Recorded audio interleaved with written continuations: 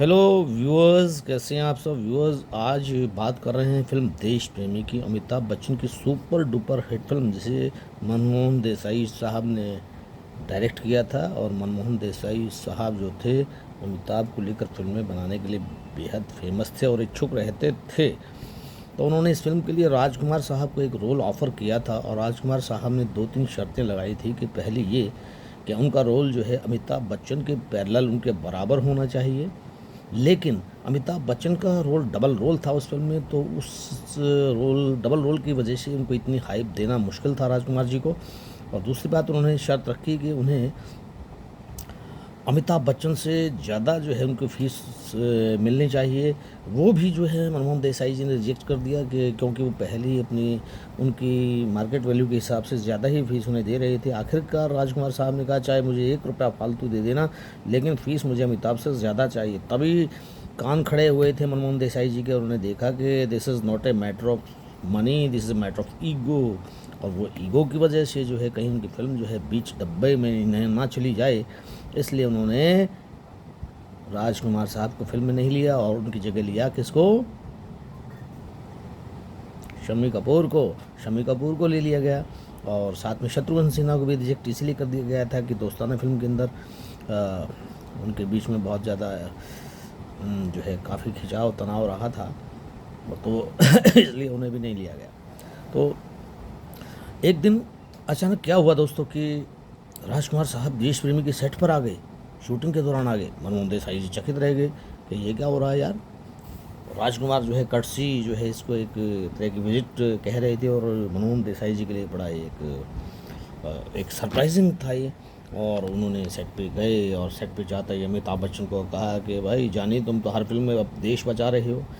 तो इस चीज़ को अमिताभ बच्चन और हमारे मनमोहन देसाई जी ने इस चीज़ को बहुत बुरे ढंग से लिया, क्योंकि अमिताभ बच्चन को पहले भी जो है 2-3 जगह राजकुमार साहब ह्यूमिलेट कर चुके थे। एक बार तो राज कपूर की पार्टी के दौरान भी उन्होंने कहा कि जानी, ये जो तुम जो लेकर आए हो ना ये शर्ट, ये बहुत अच्छी है, तुम कहाँ से लेकर आए? हम इससे अपने दीवारों के पर्दे बनवाएंगे, हमारी कोठी में पर्दे लगवाएंगे जानी। तो इस तरह से उनको बोल दिया था। इसी प्रकार से कभी दिलीप कुमार और अमिताभ बच्चन और राजकुमार साहब एक जगह इकट्ठा हुए, तो अमिताभ ने कर्टसी वश उठ के जो है उनको सीट देने की कोशिश की। तो राजकुमार ने कहा, जॉनी, हम बीमार और कमज़ोर नहीं हैं, तुम बीमार और कमज़ोर लगते हो, इसलिए तुम बैठो। तो इस तरह से करके कई चीज़ें ऐसे वाक़ई हुए थे। तो मनमोहन देसाई ने देखा कि अमिताभ बच्चन ने अगर इस चीज़ को फ़ील कर लिया तो बड़ा मुश्किल हो जाएगा अमिताभ को मनाना, क्योंकि उस दौर में अमिताभ बच्चन का सिक्का चल रहा था और उनके नाम से फिल्में चल रही थी।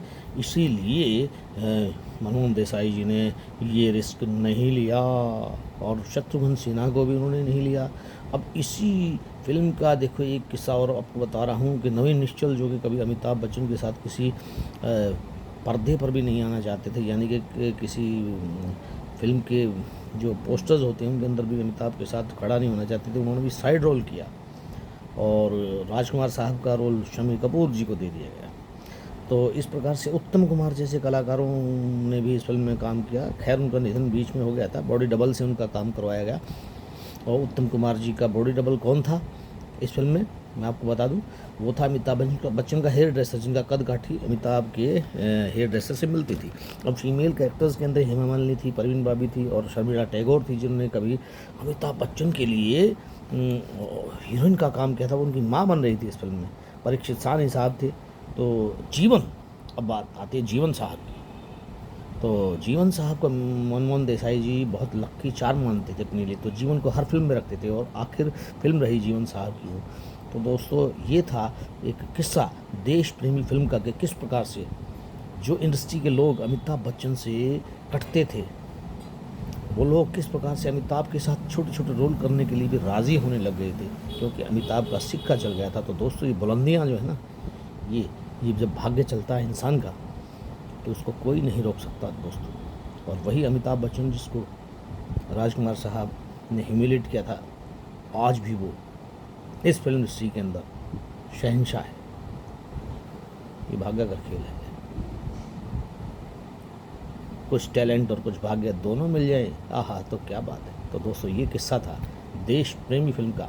और एक और बात बता दूंगा आपको कि इस फिल्म का जो टाइटल सॉन्ग था, मेरे देश प्रेमियों आपस में प्रेम करो देश प्रेमियों, मेरे देश प्रेमियों, ये गाया था हर दिल अजीज़ मोहम्मद रफ़ी साहब ने।